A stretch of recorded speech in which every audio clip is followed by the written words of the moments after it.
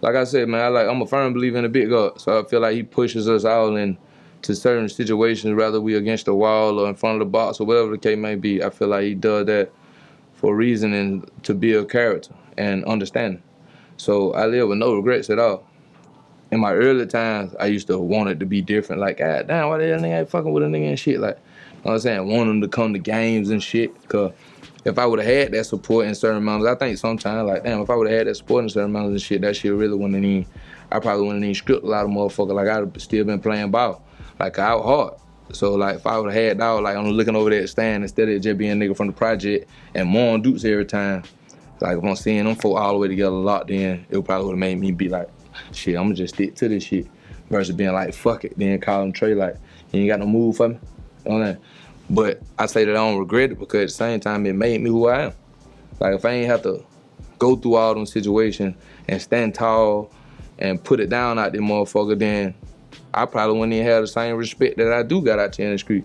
So I could like be like one of these ducks out there, motherfucker, who just cook gravy running around, like, you know what I'm saying? Like, you got to tuck the motherfuckers in when you slide through, like, you know what I'm saying? Like, I probably would have to be that if I went in a different route.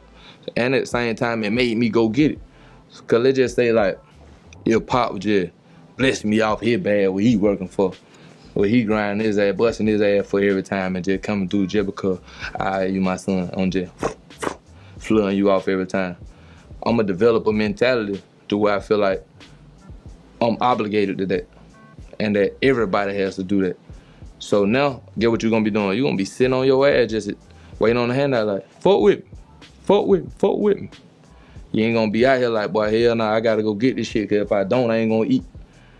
So like, as I think about that shit, like, as a grown man, it make me appreciate it. Like, boy, I'm glad you ain't silver spoon a nigga ass. I'm glad you went and did what the fuck you did because it made me go do what I needed to do for myself. So I appreciate it. My two keys to my success, bro, probably on some real nigga shit, probably just, respect and honesty. It's like, I don't disrespect until the time for it. Like, so if I feel like you deserve my respect, then I'm gonna give it. If you giving me the same thing, if I feel like you some bullshit, some fuck shit, I'm gonna give you the same fuck shit, but in the 10th degree, you ain't gonna wanna go where I'm gonna go with it. All right, so, and that's why I treat people the way I treat people these days. That's why a lot of niggas don't even understand it. I be telling niggas like, bro, you can't just be spazzing on home. Like, that life ends if you going to a club or some shit. You have to always put yourself in another person's shoes and understand what they might be going through or what they got on their shoulders. So I ain't never walking around this motherfucker like on no, I'm trouble ass shit. You gotta do this, you gotta do that because I did that. Fuck all that. This man grown and fuck too, and he got responsibility. He gotta take care of folk. So I treat these folk with respect unless you got down just coming at me on some bullshit. And I say that because I see a lot of times just be peon and treating nigga like on some real fuck shit. And you don't never know what's gonna become of these people. These folk could end up surpassing your ass in months' time. You know what I'm saying? If the big guy end up favoring that on that level, like, all right, I got something for you, because he'll show you, he'll humble your ass down 3 fast.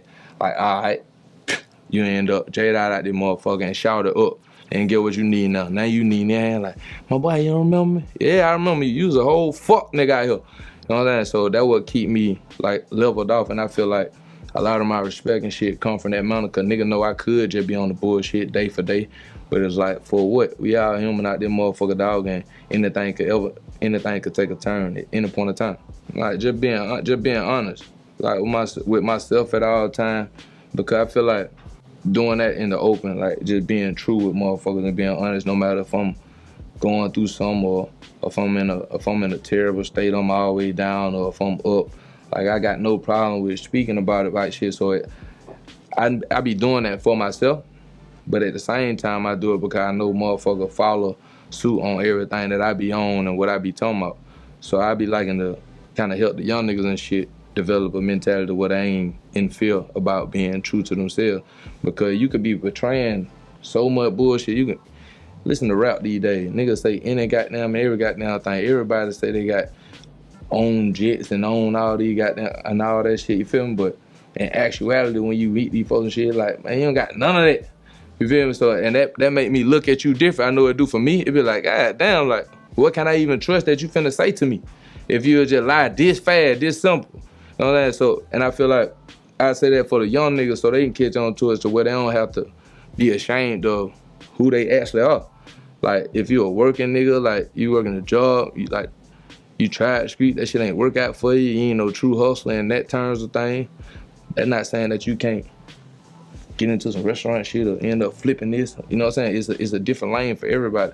But I feel like a lot of motherfuckers be out here with a stronghold mentality where they feel like they just gotta kick the G shit because of what other motherfuckers been saying who is on that level. Like, nigga move might be popping and that's all they talk. And 90% of them niggas don't even be living their life. Like, niggas ain't never even been through a period. They just end up making a couple hit songs to where they was able to get their money and now they can run. Now they can get the fuck out the way, like, hell yeah. So a nigga thinking like, damn, that's what they got to do. That's why I like nigga like the little Corday kid. I just seen him post a little picture the other day like of him working in a restaurant and shit back in the, you know what I'm saying, when he was coming up. Shout ain't kicking it like he this superior street nigga, cause that ain't him. You know what I'm saying? Everybody, and I got respect for that. Everybody ain't gonna come from there, everybody ain't gonna be this. You know what I mean? But it's just about you being true to yourself, and I feel like the more you put that out into the atmosphere, like, it'll change a lot of more shit. And a lot of niggas wouldn't be in a lot of situations that they in if they ain't feel like that they had to do that to please the world and the onlookers and shit.